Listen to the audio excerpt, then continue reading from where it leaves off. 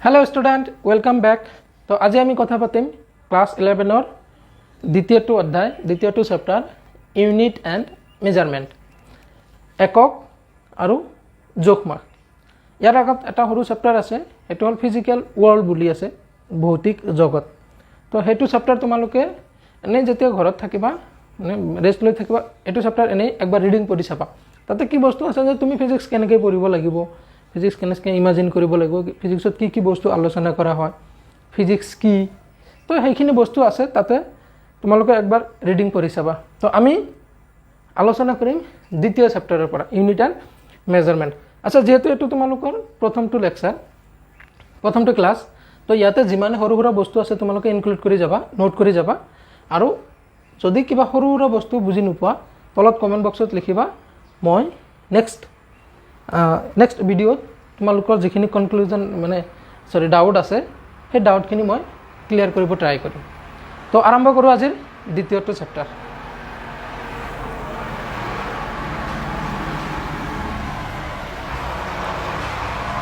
চেপ্টাৰটো হ'ল unit and measurement unit and measurement एकक आरु जोखमाक। अच्छा जोखमाक आरु यार एकको लिखा थाके तो याते दुटा शब्द আছে বুজি পোৱা নাই চোৱা यूनिट आरु मेजारमेंट। यूनिट माने एकक एकक আমি বুজি পাও না যেনেকুৱা ধৰা 2 মিটাৰ तो मिटारक आमी एकक बुली कওঁ। मेजारमेंट मेजारमेंट माने आमी जुखो जंतु जेनेका धरा 2 मिटार आमी इमान दूर एनेके 2 मिटार हिसाब मेजर करिसो जुखिब पारिसो। मेजारमेंट कोनो बस्तु जुखा किमान আছে কি হিসাবত जुख लबा इन टर्म्स ऑफ यूनिट। तो एटो चैप्टारर आमी फार्स्ट जेटु बस्तु शिकिब লাগিব हेतु हल भौतिक राशि भौतिक राशि भौतिक राशि फिजिकल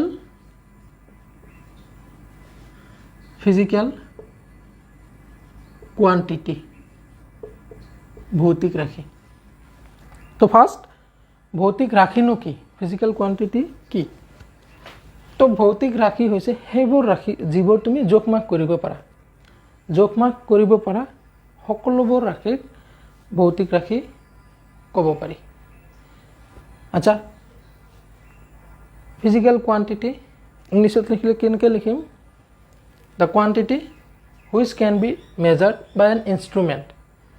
जिकोनो राशि যদি আমি কোনো এটা যন্ত্ৰৰ দ্বাৰা জোখমাপ কৰিব পাৰো সেই ৰাশিবোৰক আমি ভৌতিক ৰাশি বুলি কম फिजिकल क्वांटिटी।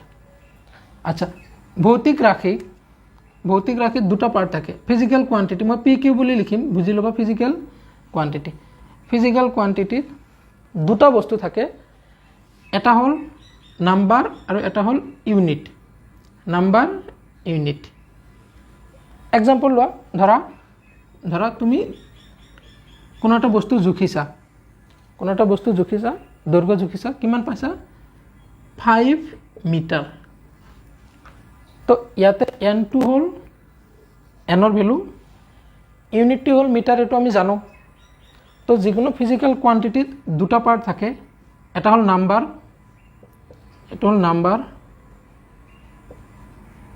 और एटा थाके unit. Physical quantity consist of two parts one is numerical value number बुली कय numerical value and another is unit. तो एनेकुआ भौतिक राशि दुई प्रकार तारमाने भौतिक राशि जिमान আছে। अच्छा भौतिक राशि दुटा এটা एग्जांपल कौचोन आमी आहासोन भौतिक राशिर एग्जांपल की जेनेकुआ धरा भर आमी जुखिब पारो হয় স্যার पारो। तो एटु भौतिक राशि दৈৰ্ঘ্য जुखिब पारो हाँ স্যার पारो। तो एटु भौतिक राशि आयतन पारो हाँ पारो। तो आयतन भौतिक है। सॉरी कारेंट गल रहा 2 मिनट 1 सेकेंड।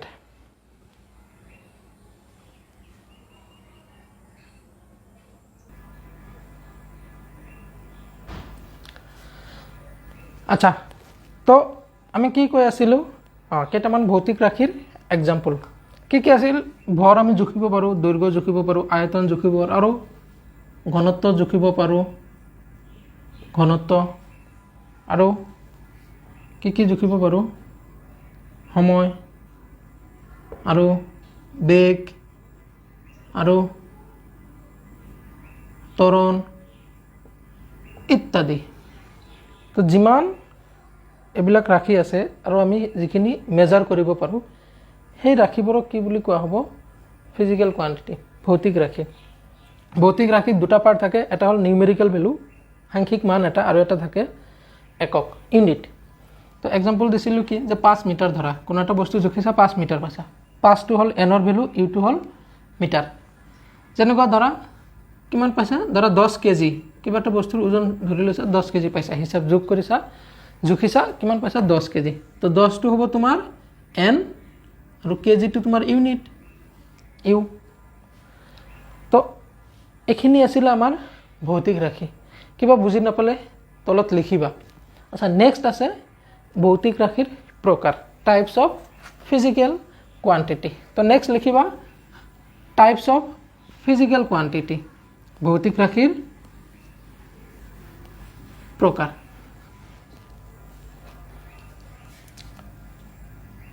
Types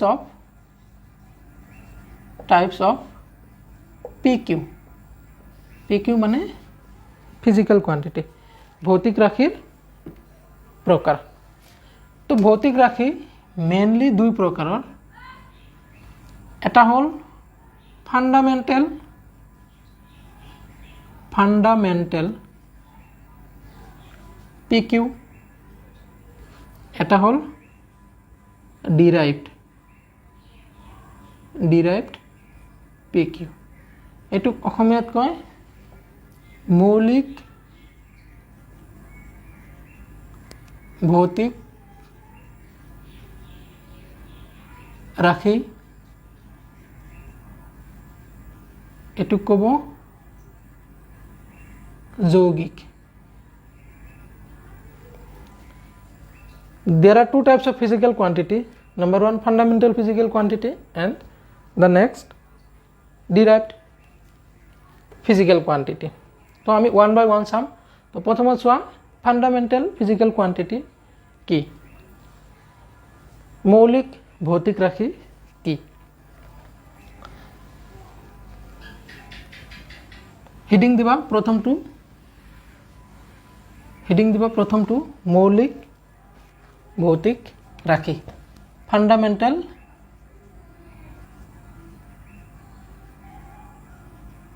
PQ।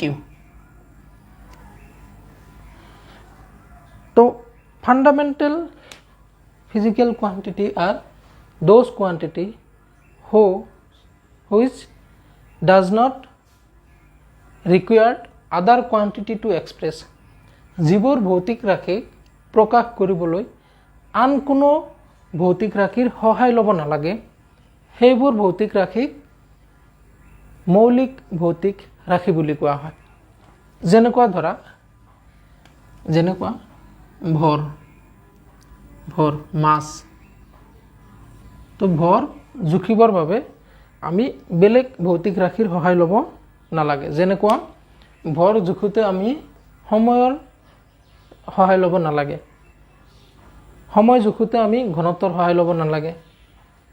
তাৰপিছত আৰু এটা আছে ভৰ দৈৰ্ঘ্য আৰু সময়। আচ্ছা, এই তিনিটাক ফাণ্ডামেণ্টেল ফিজিকেল কোৱান্টিটি বুলি কোৱা হয়। কি mass, length and time. Mass, length আৰু টাইম, এই তিনিটা ফাণ্ডামেণ্টেল ফিজিকেল কোৱান্টিটি বুলি কোৱা হয়। কাৰণ ভৰ, দৈৰ্ঘ্য আৰু সময়, এই তিনিটা প্ৰকাশ কৰোঁতে আমি অন্য ভৌতিক ৰাশিৰ সহায় ল'ব নালাগে। আচ্ছা, এইটো আছিলে আমাৰ ফাণ্ডামেণ্টেল ফিজিকেল কোৱান্টিটি। এতিয়া আমি চাম derived physical quantity, DERI, derived physical quantity. মানে যৌগিক ভৌতিক ৰাশি। আচ্ছা, যৌগিক ভৌতিক ৰাশি কোনবিলাক?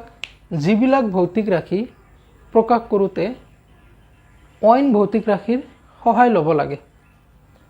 যিবিলাক ভৌতিক ৰাশি প্ৰকাশ কৰোঁতে অইন ভৌতিক ৰাশিৰ সহায় ল'ব লাগে সেইবিলাক ভৌতিক ৰাশিক কোৱা হ'ব যৌগিক ভৌতিক ৰাশি। The quantity which required another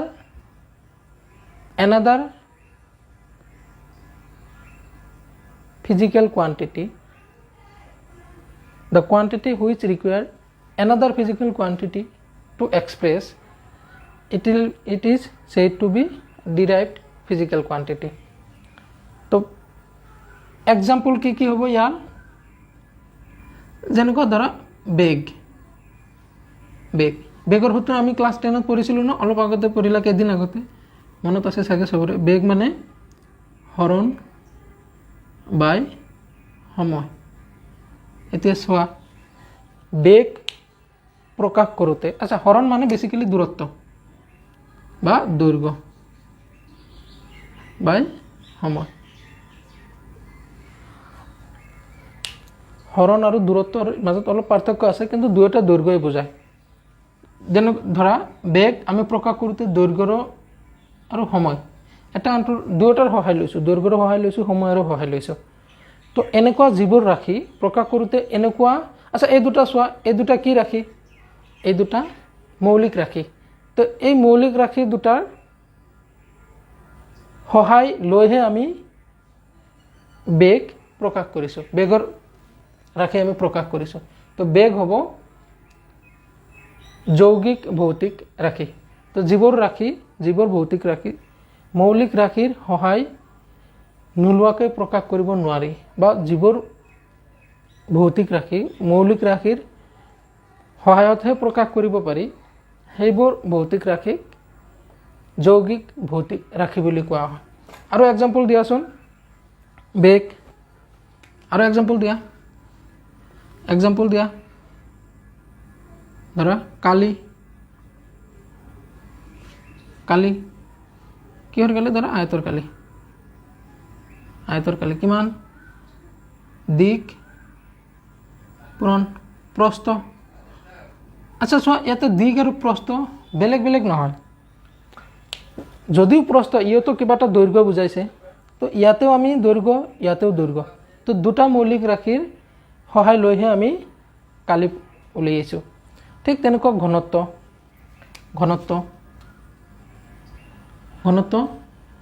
ভৰ বাই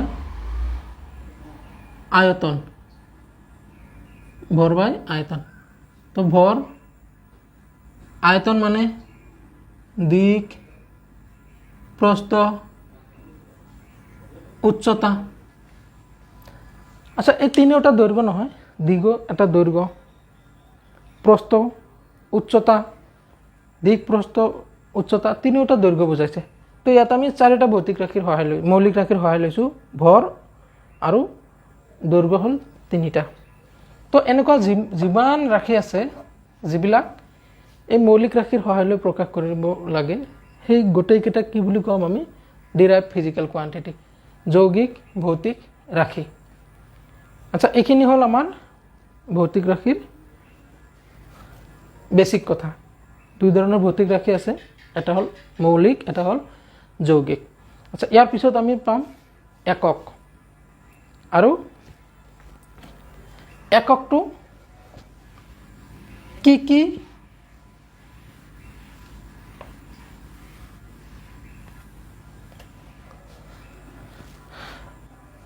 আচ্ছা, নেক্সট আমাৰ আছে একক। তো একক, ধৰক তুমি কিবা এটা বস্তু জুখিছা, এতিয়া ইয়াকতো প্ৰকাশ কৰিব লাগিব। তো ইয়াক প্ৰকাশ কৰোঁতে কিছুমান নিৰ্দিষ্ট প্ৰমাণিত ৰাশিৰ হিচাপেহে প্ৰকাশ কৰা হয়।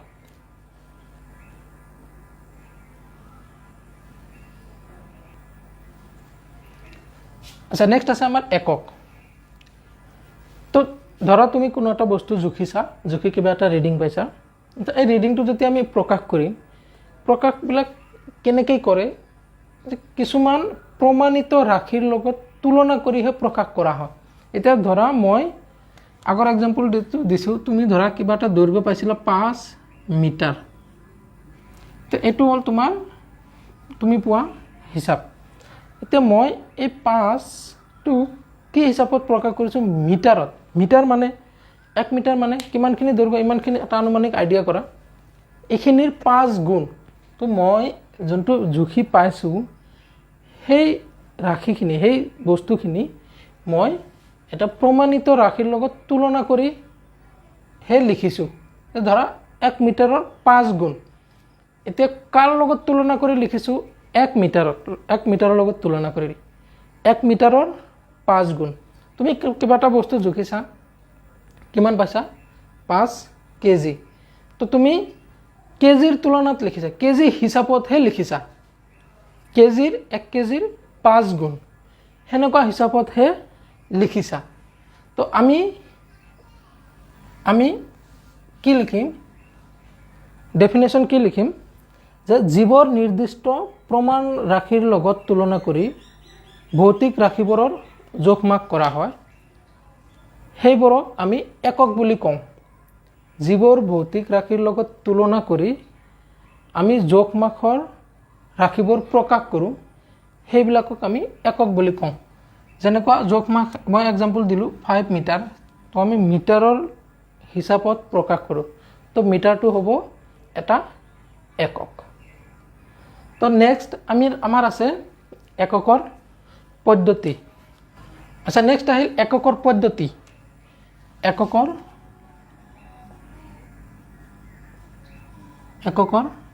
পদ্ধতি। এককৰ পদ্ধতি কেইবাটাও আছে।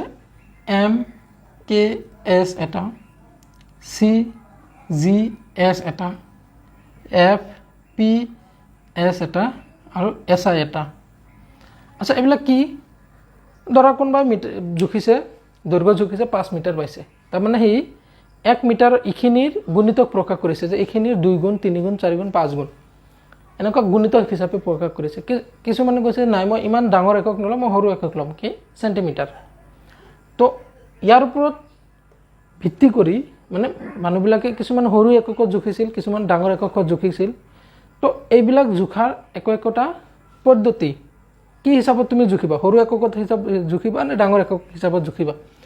তো তাৰ ওপৰত ভিত্তি কৰি এনেকুৱা 4টা পদ্ধতি আছে। তো MKS পদ্ধতিত যদি তুমি কোনো এটা বস্তুৰ দৈৰ্ঘ্য জুখিব খোজা, সি মিটাৰত আহিব। M for metre, K for KG, S for second. তাৰমানে এই পদ্ধতিত যদি তুমি কিবা এটা দৈৰ্ঘ্য জোখা, সেই মিটাৰত জুখিব লাগিব। কিবা এটা ভৰ জুখিলে সি কেজিত জুখিব লাগিব, আৰু কিবা সময় জুখিলে সি ছেকেণ্ডত জুখিব লাগিব। ঠিক তেনেকুৱা ইয়াতে CGSত তোমাক মিটাৰত নহয়, চেণ্টিমিটাৰত জুখিব লাগিব। এইটোত কেজি নহয়, গ্ৰামত জুখিব লাগিব, আৰু সময়টো ছেকেণ্ডত জুখিব লাগিব। তো CGS পদ্ধতিত দৈৰ্ঘ্য, ভৰ আৰু সময়ক ক্ৰমে চেণ্টিমিটাৰ, গ্ৰাম আৰু ছেকেণ্ডত প্ৰকাশ কৰা হয়। ঠিক ইয়াতো F মানে হৈছে ফুট, P মানে হৈছে পাউণ্ড, আৰু S মানে হৈছে ছেকেণ্ড। তাৰমানে কোনোবাই যদি FPS ছিষ্টেমত জুখিছে, সি ফুটক দৈৰ্ঘ্যক ফুট হিচাপত জুখিব। যেনেকুৱা 1 ফুট, 2 ফুট, আমি যোনটো হিচাপত কাঠ কিনো, 1 ফুট কাঠ, 2 ফুট এনেকুৱা। P pound. এইটো পাউণ্ড আমি সিমান কি নকৰোঁ, এইটো ইমানো ইউজ নকৰোঁ যিমান ইউজ আমি ফুট কৰোঁ। আৰু টাইমটো ছেকেণ্ড। টাইমটো গোটেইকেইটাতে একে। আচ্ছা, তাৰপিছত আহিল SI, ছিষ্টেম ইণ্টাৰনেশ্যনেল বুলি কয় SIত কি হয়? আচ্ছা, দেখিলে কি যে ইমান ছিষ্টেম চবেই বেলেগ বেলেগ ইউজ কৰি আছে। সি কিবা এটা ইউজ কৰিছে, সি কিবা এটা ইউজ কৰিছে, সি সৰু একক ইউজ কৰিছে, সি ডাঙৰ একক ইউজ কৰিছে। তো ধৰক তোমালোকক ক্লাছত মই দিলোঁ, কিবা এটা জুখিব দিলোঁ, সি ক'লে যে 1000, সি ক'লে যে নাই 1000 নহয় 10, সি ক'লে যে 15, সি ক'লে যে 15 নহয়, সি আৰু কিবা এটা বেলেগ ভেলু কৈ দিলে। তো মই বস্তু চাওঁতে মোৰ প্ৰব্লেম হৈ যাব, কিমান তুমি এটা ৰিডিং লিখিবা, সি এটা পদ্ধতিত কৰিব, সি এটা পদ্ধতিত কৰিব। তো কাণ্ট্ৰিত বহুত কাণ্ট্ৰিত এনেকুৱা কিছুমানে MKS, কিছুমানে CGS, কিছুমানে FPS এইবিলাক ইউজ কৰি আছিলে। তো লাষ্টত কি কৰিলে যে নাই গোটেইকেইটা মিলি আমি এটা ছিষ্টেম বনাওঁ, আৰু সেইটো হ'ল ছিষ্টেম ইণ্টাৰনেশ্যনেল। তো ছিষ্টেম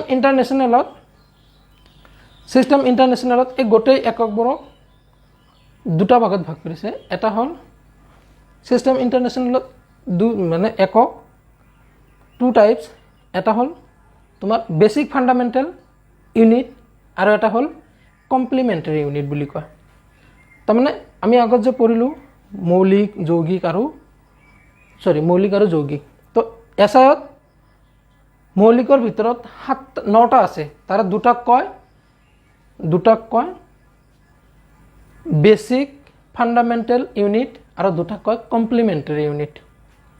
আচ্ছা, অনুপূৰক বুলি কয়, দুটাক অনুপূৰক।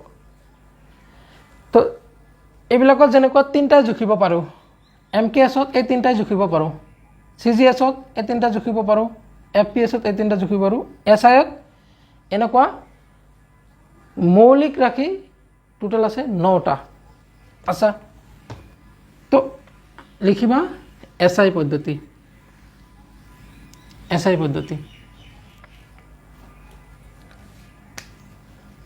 SI system.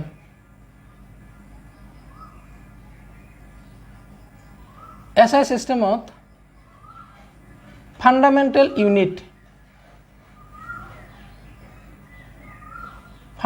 ইউনিট কেইটা আছে? There are 7 fundamental units. তো সেইকেইটা কি আমি ইয়াতে লিষ্ট বনাম, সেইকেইটাৰ একক কি আৰু কিহেদি বুজায় সেইখিনি আমি বনাম। তো ইয়াতে লিখিম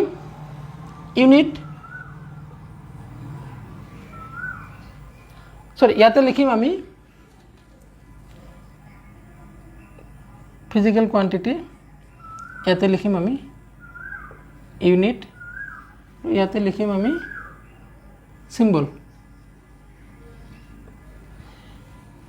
তো প্ৰথমটো হ'ল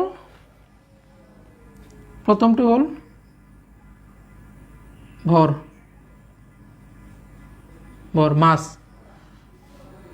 মাছক একক হ'ল কেজি। তাৰমানে SI চিষ্টেমত যিমান ভৰ হিচাপ কৰিবা চব কেজিত হিচাপ কৰিব লাগিব। ইউনিট হ'ল ইয়াতে কিলোগ্ৰাম লিখিবা,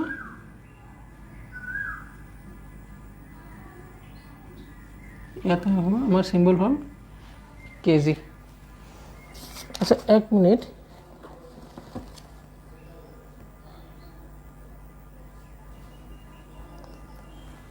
ইয়াৰ পিছত আছে দৈৰ্ঘ্য হিচাপ কৰিব লাগিব মিটাৰত। এটা চিম্বল আহিব M, ভৰ, দৈৰ্ঘ্য আৰু সময়ত তোমাৰ কিলোগ্ৰাম, মিটাৰ,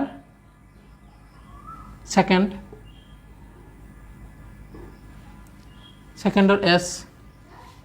তাৰপিছত আছে তোমাৰ প্ৰবাহ, বিদ্যুৎ প্ৰবাহ প্ৰকাশ কৰিব লাগিব এম্পিয়াৰত। আচ্ছা, যেনেকুৱা আমি দৈৰ্ঘ্য হিচাপ কৰোঁ 5 মিটাৰ, সেনেকুৱা কাৰেণ্ট হিচাপ কৰে এম্পিয়াৰত, 5 এম্পিয়াৰ। তো এম্পিয়াৰৰ আহিব A। তাৰপিছত আছে উষ্ণতা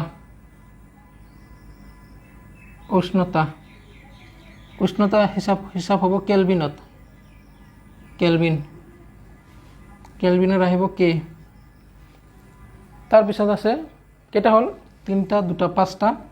এটা আছে দীপন প্ৰাবল্য,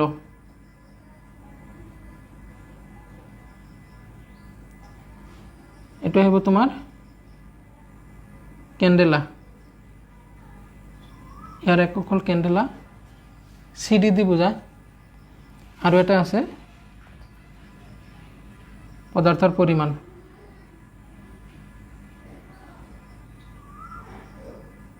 পৰিমাণ এটো হিসাব কৰে মলত তো এক সিম্বল হিসাবে মল লিখে MOL ই নালাগে কেৱল MOL ই নালাগে তো এখিনি আছিল আমাৰ ফান্ডামেন্টাল ইউনিট এখিনি মনত ৰাখিবা তুমি ফাৰ্স্ট ইয়াৰত বুলি নহয় সেকেন্ড ইয়াৰতো জিমান ডাইমেনশন লিখিব লাগিব এই ইন টার্মস অফ এই 7টা হাতত লিখিব লাগিব এই হাতত লিখিব লাগিব ফান্ডামেন্টাল আচ্ছা উঠাই লোৱা নেক্সট আছে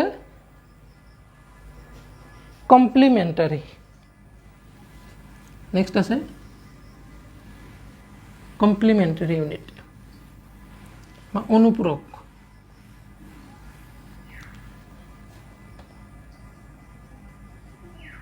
কমপ্লিমেন্টাৰি ইউনিট ইয়াতে দুটা আছে এটা হল সমতল কোণ ইয়াৰ একক হল ৰেডিয়ান এসআই সিস্টেমত সমতল কোণৰ একক হল ৰেডিয়ান RAD ৰেডিয়ান আৰু এটা আছে ঘনকোণ এটো প্লেন এংগুলাৰ ইউনিট হল ৰেডিয়ান ঘনকোণৰ একক হল সলিড এংগুলাৰ হল স্টেৰেডিয়ান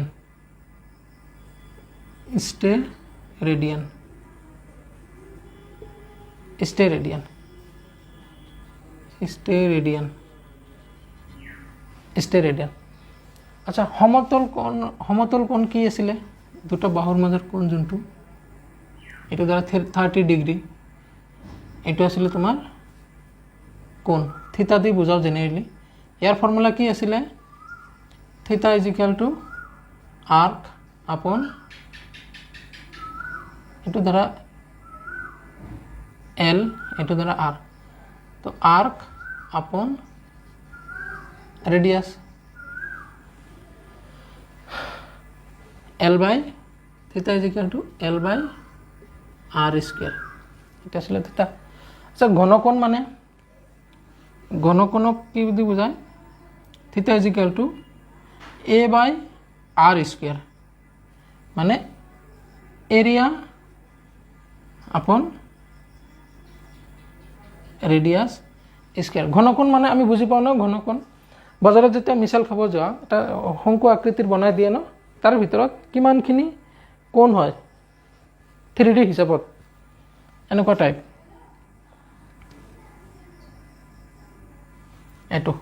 এটো কোণটো কিমান থিতা তো এটোক আমি ডেফিনেশন লিখিলে থিতা ইজ ইকুয়াল টু এখিনি a যদি হয় আৰু ইয়াৰ ডিসটেন্স যদি r হয় তো a by r স্কয়ার তার মানে যিমানে